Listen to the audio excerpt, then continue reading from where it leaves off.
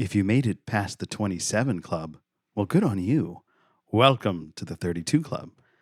You're not done with the devil yet. You sold your soul for stardom and fame, and that comes with a heavy price your life. Join us as we dive deep into music by the prestigious members of the 32 Club, Keith Moon and John Bonham. Julian discovers a terrible connection to a band that he loves, while I remember the first time seeing The Who live with the family. Did you catch that reference? Did anyone? I hope you do.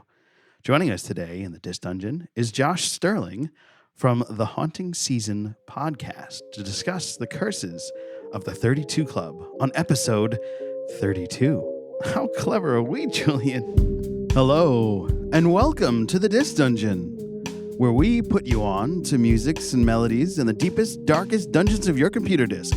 I'm your co-host, Joe Dove, and with me as always, Julian Valencia. And if there's one thing we love talking about, it's music.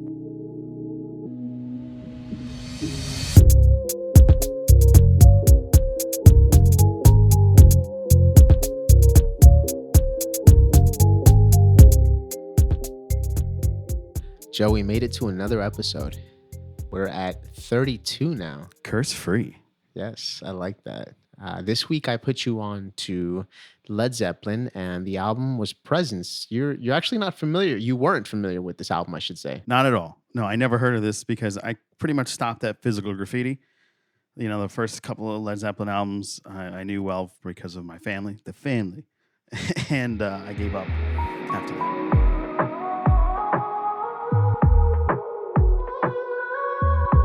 Okay, well, I'm excited, and the audience is excited to get your thoughts on this. What did you think? Let me give you a run by run. Achilles' Last Stand is probably my favorite song on the album still. I heard it again actually on the way to recording today.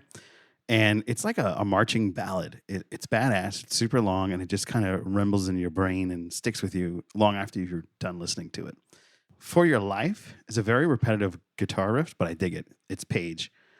The lyrics are a bit all over the place, but that's Plant's voice style. He just is kind of, you know. And you can't go wrong. It's a good track. The drums are always good, despite them being like really basically late add-ons.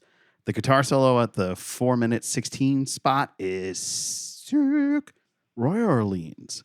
Assuming this is based on a visit the band made down to New Orleans, the home of jazz music and blues, and it's much faster paced, but I love the right and left bounce on the congos. That was a really cool feature that I loved listening to, especially on my headphones. And I suggest you do the same. Nobody's fault but mine. My other favorite song on this album, that raw echo of the guitar slowly coming in to your ear, set like a storm off in the ocean. When it hits, it's Plant that takes it to the stage. His ahs echoing the guitar, then the thunder drops with the drums. This is a reimagination of Blind Willie's song, It's Nobody's Fault But Mine. But there's something different here. I think it's. They don't have it in this song. Nobody's fault but mine. Very clever. Kind of like us. Anyway, moving on.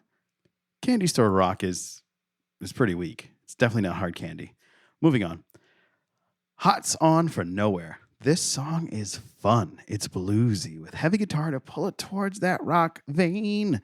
So much more fun than the previous track, with another typical Jimmy Page guitar solo. I like this track a lot, though, so don't get me wrong, but I can feel the angst here. Mad at the World. It sounds like the guitar is from the 50s, though. A little bit different. It's like that, got that Johnny B. Good style. Going down to New Orleans. If you saw Back to the Future, you'd get that. Am I showing my age, Julian?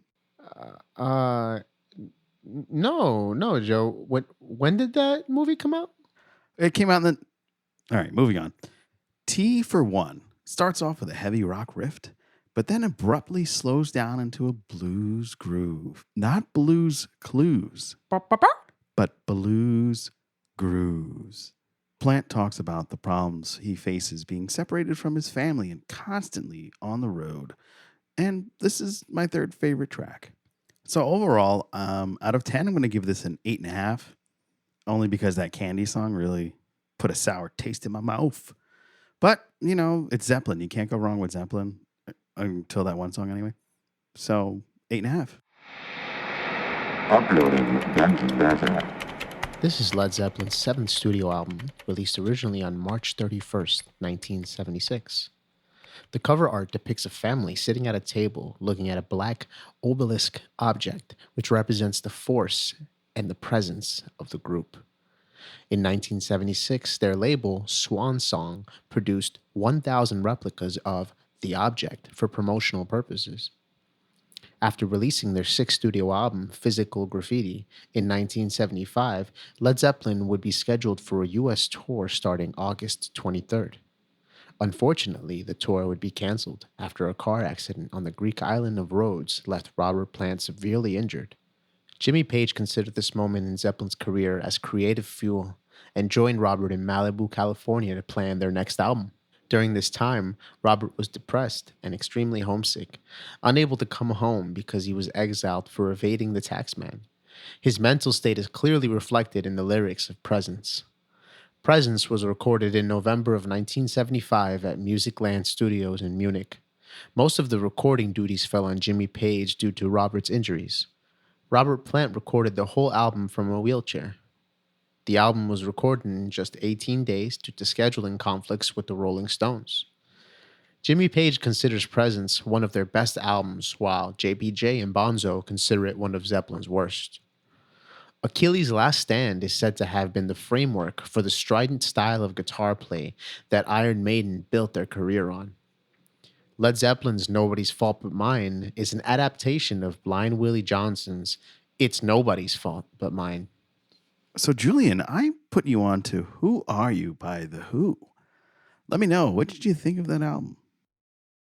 Joe, you're getting the hang of it, because last week you put me on to Seal 4, and this week, this album, I'll tell you right off the bat, much better. I enjoyed this way more. Seal's hurting, but not financially.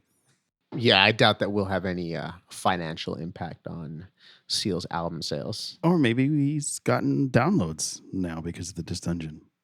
I don't know. Either way, comment below. They don't have that function. But what you can do is like, subscribe, and share with your friends. You can even rate us on Apple Podcasts. We appreciate you. We definitely do. Okay, so the first song on the album is called New Song. I love the sound they get from their guitars. Without ever listening to The Who, it would be very clear that their sound is unique. The message is also very powerful. There's a line in the song that says, "I write the same old song with a few new lines, and everybody wants to cheer it." This is the way I feel about trap, for example. I personally like trap, but the sound has been recycled to a point that everything sounds the same. The difference might be an artist or a chord progression, but nothing original. I've always thought to myself that the issue with the music industry isn't the music itself, it's what's in demand. Song number 2 is Had Enough. I myself have struggled with the expectations and assumptions that others make, so this song reflects my frustrations very accurately. I've also had enough. But other than the message behind the song, the guitar and the drums on this song feel very confident. It's like a moment of clarity and almost a frustration of, why didn't I see this before? Song number 3, 905, to me is really ahead of its time. I am a sci-fi lover. I don't know about you, Joe. Totally love sci-fi. That's like my shit. So the fact that they made a song that tries to explain the love that a clone could feel puts this album pretty high up for me. And we're only on song number 3. It also reminds me of Pink Floyd. Not as dark. This is definitely more cheerful, but just as good. Song number 4, Sister Disco. It's hilariously good. There's always a group of people, in this case, The Who, that hate on other genres. In this era, disco was the target of this hate, demeaning the music to repetitive drums and bass. Honestly, I never understood this perspective since music is such a relative experience, but they succeeded in making a diss song. They even used disco elements in the song. Don't think I didn't catch that. Song number 5 is Music Must Change. I love the blues, especially in the context of his song. Pete Townshend explains that the music industry at this point was basically milking a dead cow. So they use their blues influence as the platform to show that you can be unique by merging the new with the old. It's funny because Led Zeppelin was rather infamous for quote unquote copying music, but in reality, they were doing the same thing as The Who. Furthermore, you can see this pattern in each generation of music. There's a moment where genres get stale, and then someone pushes the envelope and it pops again. Song number 6 is Trick of the Light. The guitar riff in this song is powerful and timeless. And as you dig deeper into the lyrics, you realize he's talking about a prostitute and his own insecurities. He belts out, "Was I all right?" as if the prostitute would care about his performance. This is a badass song. Song number 7 is Guitar and Pen. Wow. As an artist, this song hits home. Writer's block is a real thing and it can be debilitating.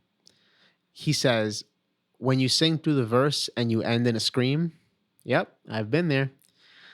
And then he says, you swear and you curse because your rhyming ain't clean. Man, I hate when my rhymes aren't clean. But it suddenly comes after years of delay. You pick up your guitar and you can suddenly play. Dude, that has happened to me. The last song that I released took me about 2 years to write. I wrote half of the song probably in a matter of hours, and then the rest of the song came about a year and a half later. Oh my God, what a long process. I think that a lot of people have been in my position, and he really just hits the nail on the head with this song. So, I feel heard. Song number 8 is Love Is Coming Down.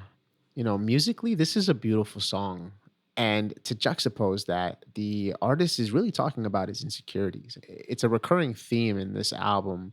It seems that the artist or maybe the band itself is dealing with a lot of uncertainty. Song number 9, Who Are You? Woo-hoo. This is the, hoo, hoo, hoo, hoo. This is the banger. This is the one I've heard this. The first time I heard this was on CSI. And, I didn't know it was The Who, but this was the first time hearing the song in its entirety. And it's so much more than just a chorus. I'm really glad you put me onto this. All in all, Joe, you did a good job, man. You redeemed yourself. I did it. I would give this album a 9 out of 10.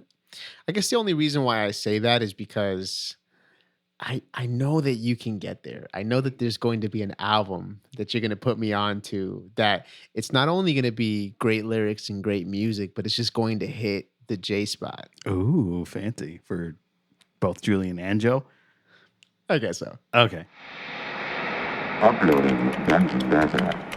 Who Are You was the first album released after a 3-year hiatus. The band was drifting apart, and each member was involved in solo work. Due to Keith's heavy drug abuse, his drumming skills deteriorated, and his performance for most of the sessions were nowhere near his standards. On Music Must Change, Keith was unable to play 6/8 time. The drums were removed and replaced with the sound of footsteps and cymbals crashing. Keith's personal issues nearly caused his termination from the band. Irony returns to the problematic recordings through health and machinery.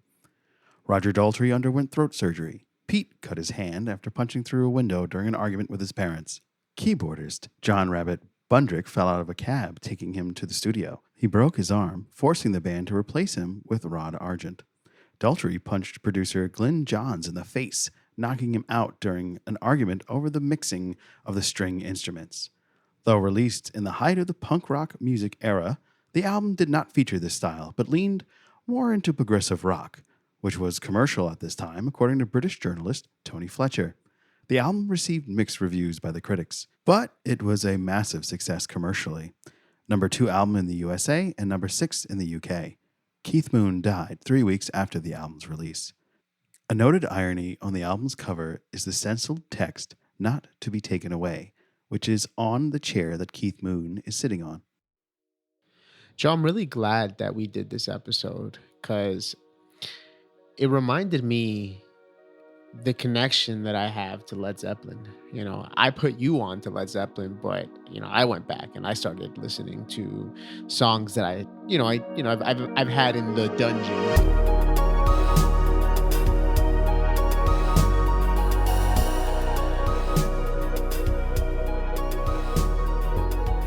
I was introduced to Led Zeppelin by my older cousin. He introduced me to the realm of classic rock, actually.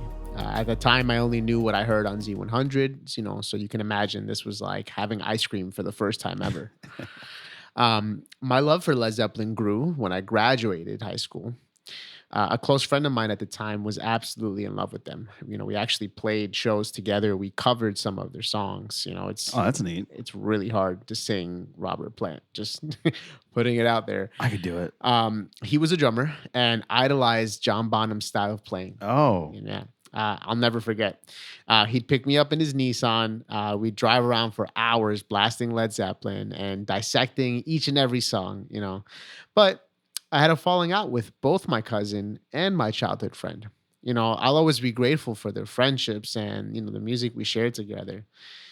But this got me thinking that, maybe the Led Zeppelin curse transcends the band and into my Oh. childhood. look at that. That's bizarre because, like, maybe Page is putting his music and thrusting the curse that he received and reflecting it on everybody. Since he's so good in the occult, he could have like a spiritual thingamabob, like crystals, to like bing and put it out on everybody else. I don't know, but you got to stop it. Man, it's dope to like take this flashback into the Who Are You, and listen to Zeppelin again, because Zeppelin actually both bands have a special place with the family.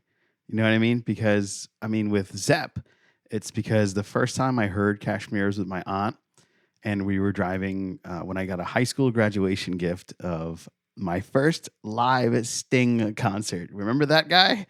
Oh my God. Yeah, Sting. Every single time. No, I haven't. It's been a record. I haven't mentioned. Oh well, Seal. Yeah, that was last time. But the time before that, I didn't. So I'm the one who edits these episodes, and Did you just edit me talking about Sting out? I can verify that you've spoken about. Maybe I've taken him out. Oh. Maybe the episodes where Sting isn't mentioned is where I edit you out. Oh, okay. Well, I'm making a conscious effort. But anyway, so my aunt took me to my first Sting concert, and she drove me down in this. She had this Honda Civic, and she just got it back from someone lifting it from in front of our house. And lifting it, I mean by they stole it. It was a long drive between to the PNC Bank Art Center. I don't know if you've ever experienced a concert in that place, but it's huge. They've got this super megaphone, and the power of this megaphone is so strong that it like literally shakes your bones because the sound is so dope. I love that place, and I hope to go to a concert there again someday. Anyway, so my aunt takes me to this concert. Great time. Playing Zeppelin there and back because Kashmir is such a long song. Might as well. That's the whole Physical Graffiti album that we listened to, and then the new Sting album at the same time. Switching intervals, so to speak. So we come back. We had a great time, and then the next morning the car's gone again. It's like the cursed Honda Civic. But for the Who, there's a special story. My mother, who regained her ability to walk, was shifted into Brooklyn for a time, but she met rock aficionados at her job. Frank and Anise, special shout out to you guys. It's been a long time. Hopefully you're well. And the first concert that we all went to was The Who. They did a tour at the Madison Square Garden, the Garden.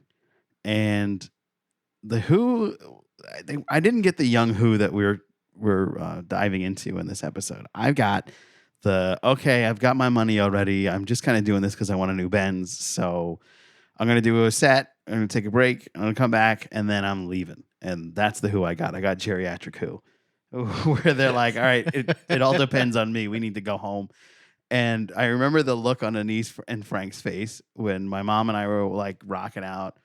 And then all of a sudden they were like, all right, good night. And then they left, and then the lights turned on. And then like everybody was like chanting for them to come back out. And then the security's like, they're not coming back out. Please go home. Please go home. They literally just said, fuck this. I'm old, going home. And that was it, man. Those are my experiences with them. They're not coming back out. They passed out already. Yeah, right. They're asleep. It's nap time.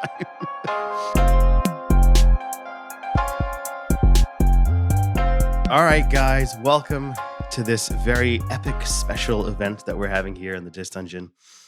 We have a special guest. We have Josh from the Haunting Season podcast. And the reason why we have Josh here is because this is the sequel to our episode 13. If you remember that was the Music Curses, the 27 Club, essentially, which kicked off with none other than Robert Johnson, who sold his soul for the devil to get fame and fortune and amazing guitar playing. I met Josh on TikTok and I said, we're going to be doing this like music curses too. There's no better person to bring on than somebody that knows about curses and all the type of genre that fits along with that.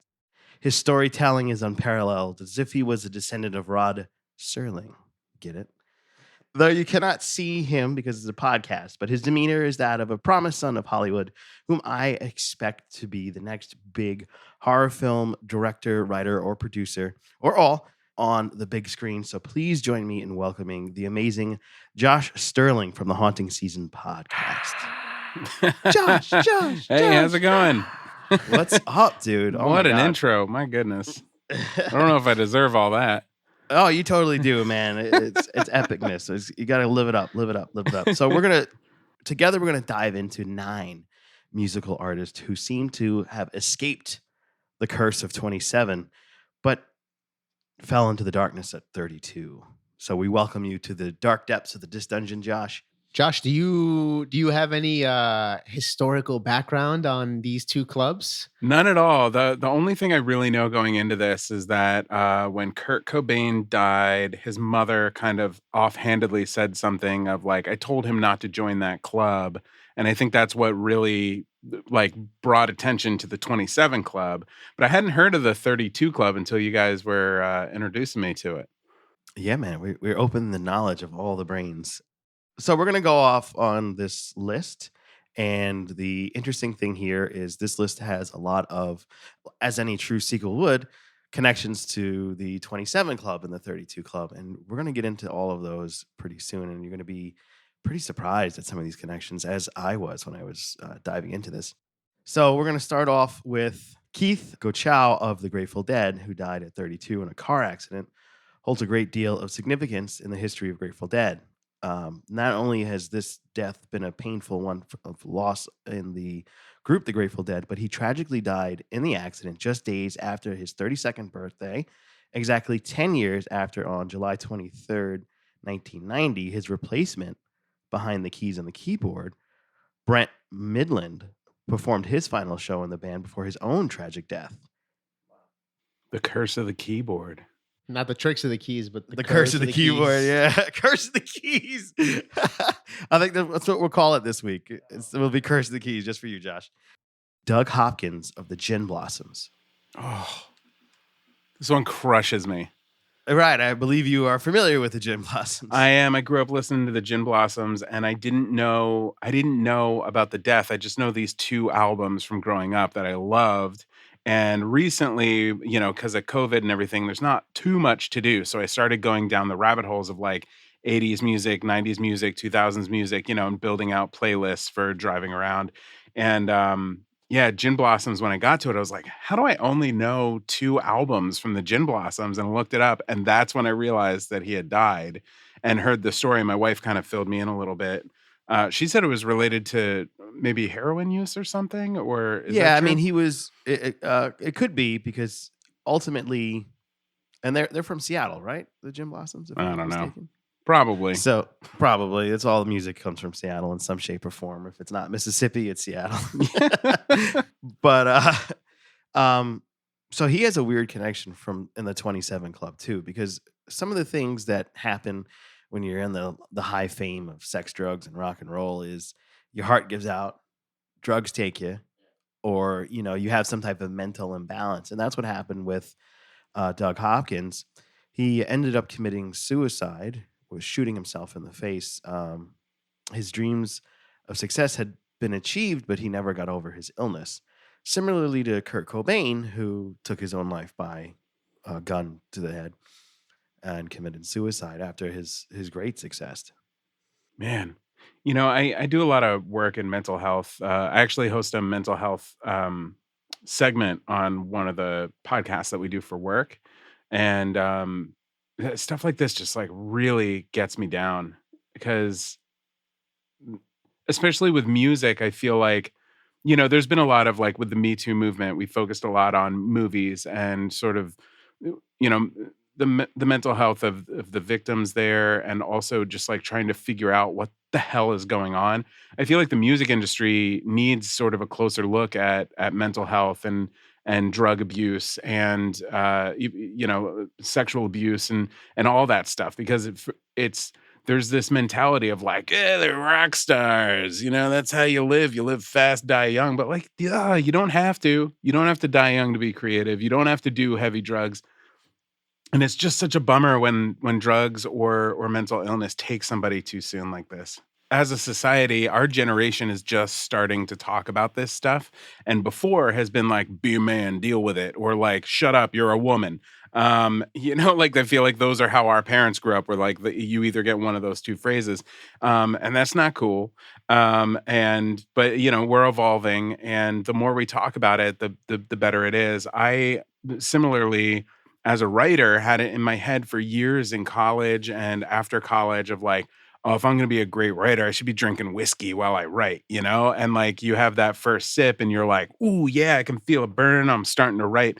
Like a paragraph or two in, you got to go refill your drink. Get a couple more paragraphs in, you got to go refill your drink. And all of a sudden you're like, none of this makes any sense. Oh, I'm just going to watch a movie and I'll feel it tomorrow. And then you pour that drink and sit down tomorrow. It's the same cycle. And it takes a while to deal with sobriety and deal with like, I'm going to trust my creativity and put away the chemicals and just like allow myself to be myself. And it might be productive and it might not. But the reality is I think better stuff comes out of us when we're clear.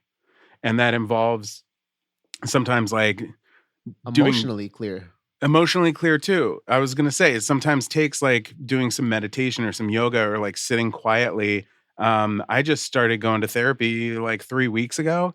And for the first time in my life, I'm having creative, interesting dreams that aren't scary. So I've always had nightmares my whole life. And I'm now working on my mental health actively with a professional and very, very early in the process, but I'm having these really fun dreams. And I don't remember ever having that happen. Wow, that's awesome. Yeah. Go to therapy. You'll dream better. Sponsored by Josh Sterling. Yeah. So the new podcast is going to be yoga season or something. Oh, wow. Well, I gave away one of my addictions, and I'm in this club. I gave up coffee. Holy cow. Wow. Dude, that's a legal one. Yeah, right. I got rid of my illegal addiction. That's hard. Wow. I have really bad issues. I mean, it's nowhere near what you guys are talking about. I just want to chime in. Hey, wait. No, that counts. That counts because caffeine is such an addiction. I did a cleanse once with a friend who was like, oh, I'm going to do this like raw food cleanse. And it involved not drinking coffee. And after day 3, I basically had a mental breakdown. I was like crying in the car. It's like, I just want some fucking meat. I want some coffee and I'm going to kill somebody. I want a burger and a cup of Joe. Dude, yeah. if I go exactly 24 hours, I will have a migraine for 3 days straight if I don't. Yeah, if I don't addiction is the right word. Yeah. So I kicked that. Yay. Wow. That's huge. Continuing. Yeah. Maybe we should talk a little bit about the 32 Club. Yeah. So going back, the next member of the 32 Club is Rick Wilson of the B-52s. If you are a longtime listener of our podcast, you'll remember that being one of Julian's favorite put-ons. I think he's listening to that episode. I think you were playing them when I came in. I just want the audience to know that the sarcasm is way too dry for you to really understand that I did not like the B-52s. Oh, you don't have Love Shack on loop? No. Similar to Freddie Mercury, who's not in any of the clubs, but he also died of the same illness, AIDS. He also kept his illness secret from his bandmates because he didn't want them to fuss over him and he didn't want them to worry. And unfortunately, he passed away in 1985 of the AIDS virus. That disease unfortunately affected the LGBTQ community more so than anyone else. So not a lot of research was put into it until much later. Yeah, actually, part of my work is actually most of my day job is working with people with bleeding disorders. And we're doing a documentary right now about Ryan White, who was a young white heterosexual boy who advocated for everybody who had AIDS, and because the because the U.S. saw a young white straight male, he was like 15 or 16 at the time. Wow. Because they saw that, they were more willing to help, and it kind of pushed forward the ability to work on the drugs. Like I think if it weren't for the bleeding disorders community, and it was just at the time in the 80s looking at gay people, drug Yeah. users, like it wouldn't have been pushed so hard to fix it, with Yeah. air quotes around on it, which is um, important to call attention to, because what a terrible, terrible disease and a terrible time we were going through, of just like so much hatred. And it's wonderful, to see how much we've evolved since then and how much we've learned. Very true. Very true. Our next member of the club is John Bonham of Led Zeppelin, who we were put onto today in the episode 32. He drank so much, now here we go, back to a connection to the 27 Club. He passed in the same manner by which Jimi Hendrix died. He vomited on himself and choked on that vomit and died. I think they said he had, I don't know, 5+ gin and tonics, white wine and rounds of champagne. I mean, this was typical, right? This wasn't like the first time. It just happened to be the time he was left alone and he ended up throwing up. It's not like he hadn't thrown up before. It's not like he hadn't gotten like super inebriated before, but it just so happened that this was the time that, it caught up to him. Man. Yeah. And then the band broke up, right?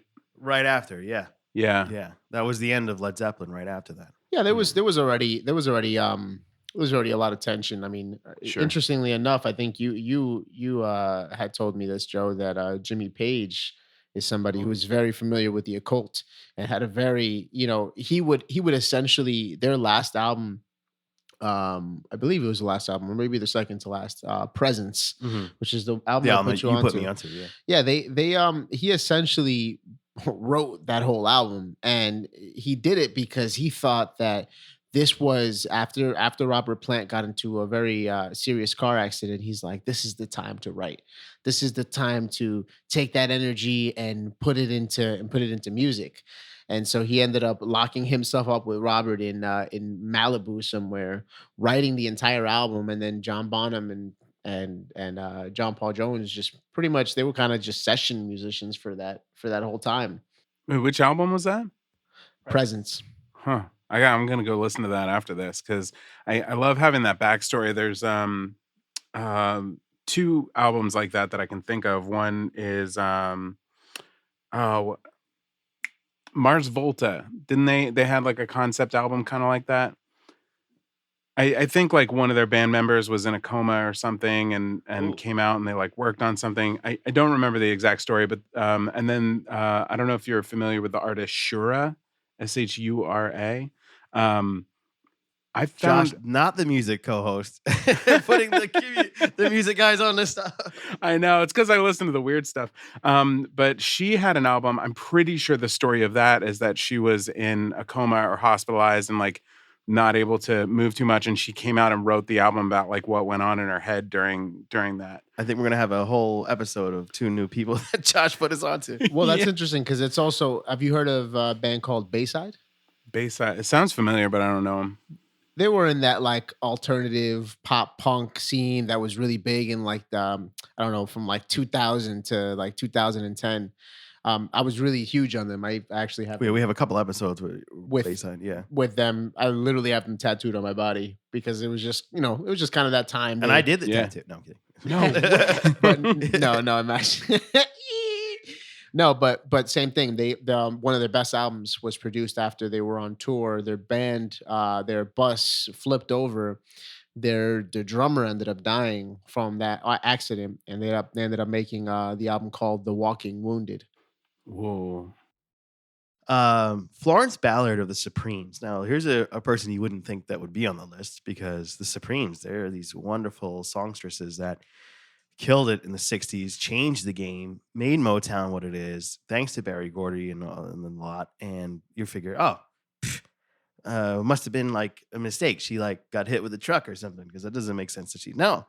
She also suffered from illnesses and alcoholism, and unfortunately had a blood clot in her coronary artery. Mm. So now I'm going to loosely connect this to Jim Morrison because the verdict isn't out on how he died. And, What? most people thought, yeah. You never knew that? No, they didn't do like an autopsy. They did, but they couldn't come to a definitive agreement. So I'm wondering if it was the same thing, like a blood clot got him, like it got her, Florence Ballard of the Supremes. Wow. So many connections between the clubs. It's crazy. Now here we have a nice mirror. This is our next two. A nice mirror. Here comes some death. It's going to be so nice. Mirror. That's always a new movie for you, Josh. Death Mirror. Death Mirror, rated R. Karen Carpenter of the Carpenters. She was a very sickly looking singer. Very beautiful, but very thin. Was almost emaciated when I saw her last photos. And she had passed away due to a heart attack. And that's because you have both ends of the spectrum when it comes to your heart. If you don't nourish yourself enough, you're going to have heart problems as if you were overindulging. So which brings us to the mirror side, Mama Cass of the Mamas and the Papas, Cass Elliot, who died of a heart attack from obesity, the opposite end, the yin to the yang, the mirror, so to speak. It's just amazing how some of these connections go when it comes to artists passing. And didn't she, wasn't she like go through tremendous weight loss too? Like she would lose like 100 Mama pounds Cass, all at once. Yeah, exactly. And then gain it back. Very good, yeah. A lot of That's fluctuating. exactly what was harmed. Yeah, the massive fluctuation also does a lot of heart damage because some people do it in extremes. There was a time where like I had this super irregular heartbeat and I ended up being hospitalized. I'm a big guy. So, I need to work on it, and it's something that I struggle with constantly. But, getting my head around it and working on it, realize, okay, you can't just cut everything out like you did the coffee. It's like, no more sugar, ha, ha, ha. If you do that, your body goes into like a sort of shock, and it leaves lingering health issues on you. So you have to do it properly. You got to move around, you got to exercise. And one of the things that's caught me up with this pandemic is I got a bike. I've been walking around and I'm like, oh, this is great. Now, the initial bike that I had was too big, so I kept falling off of it. So You're big, Joe. I'm big. You're not that big. It's like, What was it? One of those ones with like the giant wheel in the It's a front that you have giant to like one wheel in jump the to get on? Oh my god. yeah, that's exactly what it was. Somebody played a tuba as I was going. To tie it back, you're past 32. Yeah. So we don't have to worry about the 32. Yeah, That's great. How old are you, Thank God. Julian? Oh man. Uh-oh. What? Well, I will be I'm 31. I will be 32 in March. And And you're a musician. And you're a musician, singer. Uh-oh. Did he die? Where did he go? No. This was it. Asphyxiated during a podcast. he choked on the mic. You choked on the mic. Don't get famous before you're 32. Just wait until after you're 32 to get famous, and then you're in the clear. Because if you're like, if you're like Keith Moon or something, maybe you're in danger. There you go. Which brings us to Keith Moon. Hey, look at that. Look at that. It all comes together. Keith Moon. Now, this one is so freaky. Keith Moon, of course, the true epitome of crazy rock and roller, drove a car, like threw a car into a pool at a hotel, had this crazy party, had a food fight with everybody, cost 80,000 pounds of damage. And not like weightage, but like money in Britain, 80,000 pounds. So that's like... Yeah, I'm sure a car weighs more than 80,000 pounds. Yeah. So that's essentially like, what, $160,000 in 1962? So it's probably like $500,000 now in today's money. Wow. Yeah. It's a total rock and roller. So he ended up trying to clean himself up. He got this sobriety pill that was going to clear his alcoholism issues. So it turns out that was a drug that has some adverse effects, including death. And here's where it gets It's a bad side effect. This may kill you. Here's where it gets freaky. He had 32 pills in his system when they did the autopsy, But it doesn't end there. He actually passed away 4 years to the day in the same bed as Mama Cass, in the same Wait, apartment. 4 years to the day too. So he died on the same day in that Oh, year. no, no. Well, I mean, just, Oh, yeah. hold up. Hold up. Well, okay, wait. Is this also why there were like 32 air quotes around 32 pills in his system? Like, what did he legit have 32 pills, or was like some police officer like standing there and be like, dude, isn't this the same bed? Like, isn't this the same place? When did that happen? Like 4 years ago? Not to the Yeah. day, but like we could say to the day. How many pills did he have in him? Let me guess. Is it 32? I think people like to be the ones who connect the dots. Yeah, I think you can get away with it because I did that with this whole episode. Yeah. I love that. There's an honorable mention on this list, and that's Brian Samuel Epstein. He's the fifth Beatle. He's the manager of the Beatles in the 60s, and he brought them to their apex in British music. And he was their manager until his death of a drug overdose in 1967. And I'm going to end the group with Jay Dilla. And Jay Dilla is going to be in our future episode called Lyricless. And that is 2 albums that we put each other onto. He put me onto Jay Dilla, and I'm going to tell everybody now. So you're getting insight, Josh, into our future episodes. This is You're amazing. seeing our future. This is it. You don't have to worry about questioning it. It's going to happen. Josh, thank you so much.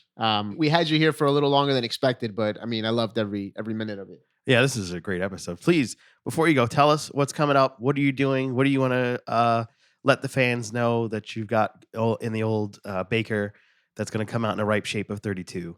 Yeah. So, Haunting Season is the name of my show, and I'm on multiple platforms. It's kind of, I don't think of it as a show really as much anymore. I think of it as a community that I'm growing. Because I like to say I spend half my life in the comments section, and it's very true because I just love the interactions that happen around my content. So it started in 2013 as a way for me to write my own scary stories and put them out on the internet. And I've from day one started it with music and sound effects and like a full 360 audio design to increase this scariness of the stories in a way that makes you feel like there's something maybe over your shoulder or following behind you. Um, I did that for 2 years. I released an episode once a week for 2 years, and got a little burnout, and some time went on, and I got a job, and I grew up a little, and went through a divorce. Like all kinds of shit happened. Oh my So I God. wasn't able to come back to the show for a while. But my current work that I've talked about a couple of times throughout this episode has helped me to resurrect it from the dead. And we started doing that in the form of a podcast. And so I brought back the YouTube channel, which is the Scary Stories. And then now I have this podcast that I'm building that are longer form discussions. And a lot of it is based in mental health because that's something I'm really interested in.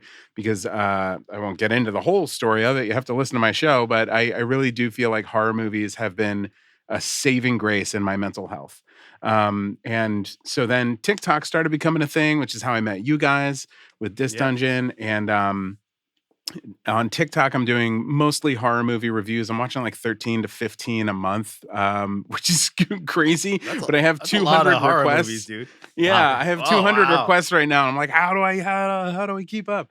So I'm like using a randomizer, and I have spreadsheets and everything. But I'm trying, like I said, I spend a lot of time in the comments, and I want to honor what people's favorite films are. So I'm watching everybody's favorite horror movies. And reviewing them on TikTok, and then also doing a little bit of folklore and urban legends. I post every single day on there.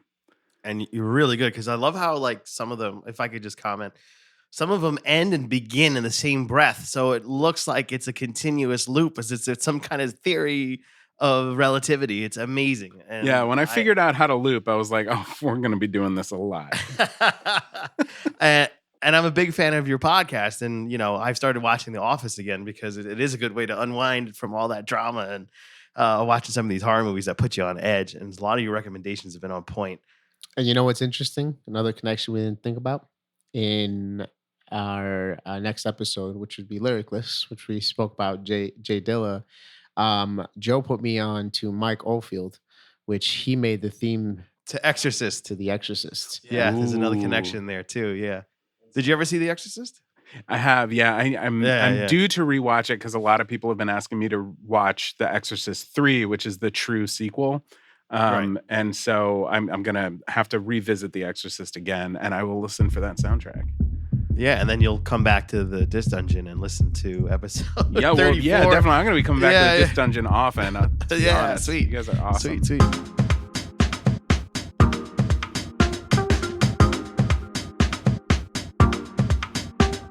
Well, that brings us to the end again. What a great episode. Curses and friendships across the United States. But this wouldn't be the Disc Dungeon without a trick of the keys. Closing Time by Semisonic, America's favorite closing up song.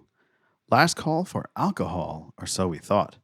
This song was originally written when the band became tired of closing out their sets the same boring ass way. Dan Wilson started writing the song Closing Time using their experiences at bars as inspiration. What we didn't know is during that time, Dan's girlfriend became pregnant, which inspired Dan to add a double meaning to the phrase closing time. The metaphor here is that of a child exiting the womb, explaining a rather ambiguous stanza in the song. Closing time. Time for you to go out to the places you will be from. Closing time. This room won't be open till your brothers or your sisters come. Okay, so let me see if I'm following you here. You're saying that this song not only had to do with, last call for alcohol, closing time, right? That's, we all know that. All of America, all of the world knows that meaning. You're saying that this essentially means that the womb, the vagina is closing, The vagine. and the next time that vagina is going to be open is when this baby's brothers or sisters come. Yes. Wow, he was really stretching. Wow, but nobody would have ever known that. No. That's a true trick of the keys. Hidden out deep in the plain sight of lyrics. Wow. All right, guys. Well, this was a fun episode. Till next time. Big thanks to Josh for joining us. Oh, way to go, Joe. Nothing's funnier than AIDS.